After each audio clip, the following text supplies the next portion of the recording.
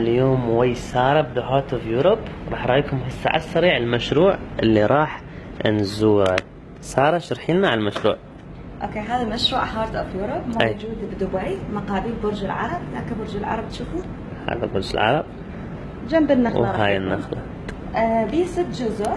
أي. كل جزيرة تمثل دولة أوروبية بتزامن الأوتيلات اللي بيها بالستاف بالعملة اللي راح تكون موجودة اللي هي اليورو والدرهم. حلو. الجزيرة الأولى اللي حبدي بيها هي السويدن فيلا. السويدن فيلا هذه فيرنشت باي بنتلي. طبعا هم مسوين 10 فيلل لأنه هو بالسويد قبل كانت عندهم 10 سفن اختفن، فال10 سفن لقوها دبي وحطوا لنا اياها. واو. الجرمن فيلا بيها برايفت بيتش. السويد ألمانيا. والوراها؟ هاي موناكو ايلاند. موناكو. واو. اوكي. بيها 7 ستارز اوتيل. لسه ما راح نحكي عليه الى ان ينزل المشروع، يلا حنحكي عليه. واو، يعني راح تعزموني بعد مرة؟ ان شاء الله. اوكي. وهاي مين اوف يوروب. مين اوف يوروب بها 10 اوتيلات. حاليا احنا اللي حنسلم تسليمه قريب اللي هو الاوتيل الفرنسي كوت دازور. وعندنا بورتوفينو الاوتيل الايطالي. حلو. طبعا هنا الوذر حيكون بهاي الجزيره حيكون مختلف عن جو الامارات، لان هي بس توصل درجه 32 حينزل ارتفيشال رين حتى بس يخفض درجه الحراره. مطر اصطناعي يعني. واو. حتى ياخذ درجه الحراره توصل لل 27 طول ايام السنه، هيك راح يكون، او خلينا نقول بالصيف. يعني تلقونا هنا طول السنه ان شاء الله.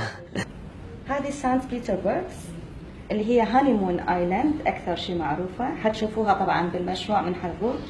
هانيمون يعني شهر العسل. اي. اكثر شيء مشهور بالمشروع اللي هي الفلوتينج فيلا، الفيلا العائمه. عندنا اياها هنا. طبعا هي عائمه، هي اصلا ما مستقره حتى على الارض. اوكي. هاي الفيلا غرفه جو المي. هذه اختاروها طبعا الاولى من بين 5 بالعالم، اخذت مركز 1. سويسرلاند ايلاند. سويسرلاند هواية حكوا عليها القنوات الأجنبية والأخبار والناشونال جيوغرافي، إنه هاي الجزيرة اللي راح ينزل بيها ثلج، اتس gonna snow here يعني. واو. هاي الجزيرة مستحيل. وهذا حيكون 6 ستارز اوتيل. يلا بسرعة نروح على المشروع. يلا. يلا. يس. ماخذيكم كلكم ويانا اليوم.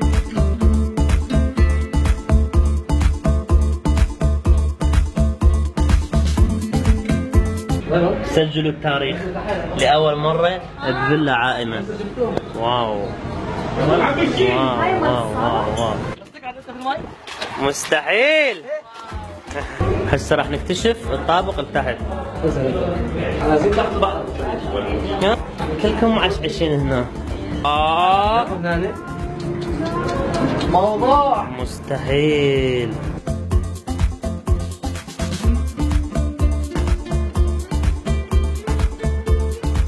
يعني نايمين وتقعدون تشوفون السمك.